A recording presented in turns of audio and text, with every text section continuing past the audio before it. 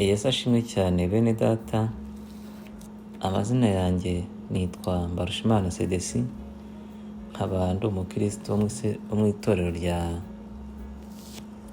Gatenga, paruwasi ya Sejemu, ariko uyu munsi nkaba mbarizwa mu gihugu cya Canada mu ntara ya Quebec. Nifuje ko twasangira amagambo y'Imana ahaye titire ivuga ngo kudacogozwa n'ibihe. Umukristo yagera igihe agacogora kubera ibihe runaka, ibihe bikamucogoza kubera ko biba bitamworoheye. Niyo mpamvu nafashe iyi titire, niyo nshaka ko tuganiraho. Dusome muri Zaburi igice cya 11 umurongo waho wa 3. Haravuga ngo niba imfatiro zishenywe, umukiranutsi yakora iki? Zaburi igice cya 11 umurongo waho wa 3 haratubwira ngo niba imfatiro zishenywe, umukiranutsi yakora iki? Niba imfatiro zishenywe, umukiranutsi yakora iki? Ushobora kwibaza uti imfatiro ni iki? Cyangwa se urufatiro ni iki? Urufatiro ni ikintu icyo ari cyo cyose wabona wishingikirijeho uyu munsi.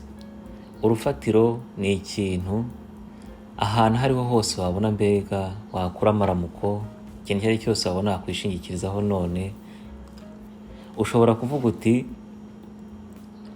njyewe nta kintu na kimwe mfite nishingikirijeho.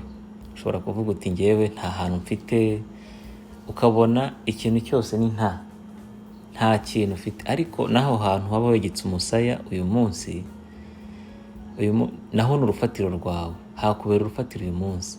Nta muntu n'umwe utagira urufatiro. Naho hashenyutswe, hashenywe, hagasenyuka uyu munsi, wakora iki? Hari igihe umukristo anyura mu bihe, ukibaza ibihe ari kunyuramo, ukibaza uti Mana, ibi bihe kubera iki? Kubera iki ari njyewe? Hari igihe urufatiro rusenyuka kubera ibiza, cyangwa se rugasenyuka kubera ibyago runaka. Icyo gihe nacyo kijya kigera. Hari igihe urufatiro rushobora gusenywa na mugenzi wawe. Muri make, umukristo mugenzi wawe mufatikanyije kujyana mu ijuru, mufatikanije urugendo rujyana mu ijuru, muririmbana muri korari, mufatikanije ivugabutumwa, mubana umurimo w'Imana wa buri munsi, akaba ari usenya imfatiro zawe. Uyu muntu hari igihe Satani amunyuramo akaguhiga pe, akaba ari wagusenyera imfatiro, akaba ari we wasenyera urufatiro rwawe uyu munsi, akaba ari wakwirukanisha ku kazi kandi ari mwene so, akaba ari we watuma uva mu murimo w'Imana kandi ari mwene so. Uwo muntu nawe ajya abaho. Ariko Bibiliya iri kutubaza ngo, ijambo ry'Imana riratubaza ngo niba imfatiro zishenywe, umukiranutsi yakora iki? Hari igihe nanone imfatiro za benshi zishobora gusenywa n'umuntu umwe, cyangwa se urufatiro rw'umuntu umwe rugasenywa n'abantu benshi. Iyo imfatiro za benshi zisenywe n'umuntu umwe, haho kiba ari ikibazo gikomeye cyane, kuko usanga umuntu umwe imfatiro nyinshi yazararitse, nicyo Kinyarwanda mba cyo nkoresha. Ugasanga imfatiro nyinshi zararitswe pe, imfatiro za benshi ugasanga zararitswe n'umuntu umwe. Ni urugero natanga. Ugasanga nk'umuntu umwe mu murimo w'Imana yababujije amahoro, ugasanga umuntu umwe mu murimo w'Imana yatumye imitima y'abantu benshi ijya kure, ugasanga mu kazi umuntu umwe yabujije amahoro benshi, ugasanga mu rugo umwana umwe yabujije amahoro umuryango. Aha ho biba ari ikibazo gikomeye cyane, kuko imfatiro za benshi zasenyutse kandi zishenywe n'umuntu umwe. Hakaba hari n'igihe abantu benshi bashobora gusenya urufatiro rw'umuntu umwe, ugasanga itsinda cyangwa se agatsiko runaka, ugasanga ryahuriye ku muntu umwe ryasenye urufatiro rwe. Uyu muntu we aba ababaje cyane, kuko guhurirwaho n'abantu benshi cyangwa se itsinda ntabwo biba byoroshye. Uyu muntu aba ari uwo gusengerwa. Uyu muntu aba akwiye gufata ibihe agasenga, kubera ko bishobora kuba ari ikigeragezo kivuye kuri Satani, cyangwa se Imana yemeye ko anyura muri iryo shuri. Ariko ijambo ry'Imana rirakubaza ngo niba imfatiro zawe zishenywe wakora iki? Nkawe nk'umukiranutsi wakora iki? Bene data, ibihe turimo ntabwo byoroshye. Ibihe turimo, turi mu minsi ya nyuma. Ibihe turimo ni ibihe biruhije umugenzi ujya mu ijuru, aho usanga umuntu arushywa muri uru rugendo. Bamwe na bamwe bagasubira inyuma, bamwe na bamwe bakavuga bati ahangaha nari naraje mpahungiye ari mu nzu y'Imana, none ndabona byanze, none ndabona mpasanze intambara. Ugasanga asubiye inyuma, asubiye kuba mu byaha, cyangwa se niba yarakijwe vuba akaza agahita ahura n'intambara mu nzu y'Imana, imfatiro ze zikaba zasenyuka, ugasanga ahise afata umwanzuro wo kubivamo. Ariko ijambo ry'Imana riravuga ngo niba imfatiro zawe zisenywe wakora iki? Tuzi ingero nyinshi z'abakiranutsi cyangwa se abakozi b'Imana cyangwa se abantu b'Imana bagiye bahura nazo. Nk'urugero Yobu. Yobu yageze igihe imfatiro ze zose zisenyuka. Imfatiro ze zirasenyuka, abura ubutunzi, abura abana, abura umugore, abura ikintu cyose. Mbega imfatiro ze zose zirasenyuka, ziragenda zirasenyuka. Hahandi yasigaye wenyine, asigara nta kintu na kimwe namba yishingikirijeho. Ibaze nawe umuryango wagutaye, umugore we yaramwihakanye, umugore we yaramutaye kubera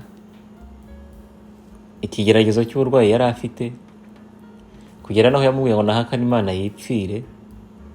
Abana be bose bapfuye, yewe ubutunzi bwe bwose bwamushizeho. Icyo gihe uyu muntu w'Imana imfatiro zose zari zasenyutse. Ariko Yobu ni urugero rwacu rwiza. Ntabwo yigeze agera kwitotombera Imana, ntabwo yigeze agera gusubira inyuma. Naho yashatse kuburanya Imana ngo yamutsinze bataburanye. Mu by'ukuri Yobu ni icyitegererezo cyacu cyiza, ni urugero rwacu rwiza kuri iki cyifuzo cyacu, cyangwa se kw'iri jambo ryacu riri kutubaza ngo niba imfatiro zishenywe umukiranutsi yakora iki? Icyifuzo rero kirimo ahangaha, buri wese yavuga ngo niba imfatiro zanjye zishenywe, ni ukugomeza gutumbira ku Uwiteka, kubera ko ijambo ry'Imana riravuga ngo umukiranutsi azabeshwaho no kwizera. Hari ijambo dusoma hano muri Zaburi 11 umurongo wa mbere. Ijambo ry'Imana riravuga ngo muri Zaburi 11 umurongo wa mbere, ijambo ry'Imana riratubwira ngo Uwiteka niwe mpungiraho. Mubwirira iki umutima wanjye muti hungira ku musozi wanyu nk'inyoni? Ahangaha biratubwiye ngo Uwiteka niwe mpungiraho. Mu by'ukuri ubuhungiro nta bundi usibye guhungira ku musozi w'Uwiteka. Ubuhungiro nta bundi, ntiwahungira ku muntu uwo ari we wese. Umuntu ni umuntu. Ubuhungiro nta bundi ni uguhungira ku Uwiteka, tukaba dutegerereza gusa. Kandi ijambo ry'Imana nk'uko rivuga ngo umukiranutsi azabeshwaho no kwizera. Mu by'ukuri niba urufatiro rwawe rusenyutse, wireba hirya no hino cyangwa se ngo ushake gureka inzira watangiye cyangwa se ngo ushake gusubira inyuma, ahubwo tumbira Uwiteka. Tumbira Uwiteka, uba ari gukomeza kwizera, azakuzanira amahoro asesuye. Nutegereza Uwiteka azagutabara mu bikomeye. Nutegereza Uwiteka azabana nawe muri byose. Mu by'ukuri ushobora guhura n'ibintu ukumva rwose pe, ukabona hirya no hino byanze, ukabona iburyo n'ibumoso byanze, ariko wisubira inyuma ngo ushake kuva ku Mana cyangwa ushake kureka inzira watangiye, kuko igihe cyose uzayivaho uzahura n'akaga. Inyuma ni habi bene data, inyuma ni habi, inyuma nta cyiza gihari. Inyuma usibye Satani uhari gusa, nta kindi cyiza gihari. Kandi aba yiteguye kureba wa wundi usubira inyuma ngo amuconshomera ameze nk'intare yivuga. Ariko wowe tumbira imbere. Niba imfatiro zawe zisenyutse, tumbira imbere. Njya numva ukuntu ngo kera habaho kubohoza igihugu cyacu, abasirikari ngo bari bafite kasiloga kavuga ngo songa mbele mpaka nyamijosi. Rero nkawe nk'umukristo, nawe songa mbele mpaka mbinguni. Komeza imbere ni heza, imbere hari ibisubizo byawe, imbere hari ibigutegereje byiza, imbere hari amakamba, kandi mu by'ukuri ntabwo uzicuza. Nubwo uyu munsi urufatiro rwawe rwasenyuka, ntabwo imbere ari habi. Uyu munsi uri mu bihe bibi, uyu munsi uri mu bihe bikomeye, tuyaduhura n'ibintu bikatunyeganyeza, ukumva rwose umerewe nabi, ukumva urakomerewe cyane, ariko imbere ni heza. Komeza imbere, wicogora. Haleluya, wicogora na gatoya rwose, wicogora. Dusoza nababwira ngo mwicogora, kandi rwose mwicogozwa n'ibihe. Nk'umukristo, nk'abantu twamenye Imana, mwicogozwa n'ibihe. Ntugacogozwe n'ibihe rwose. Ibihe ntibikagucogoze na gatoya, kuko ibihe bitegekwa n'Imana, kandi Imana niyo nyir'ibihe, izabitegeka birangire.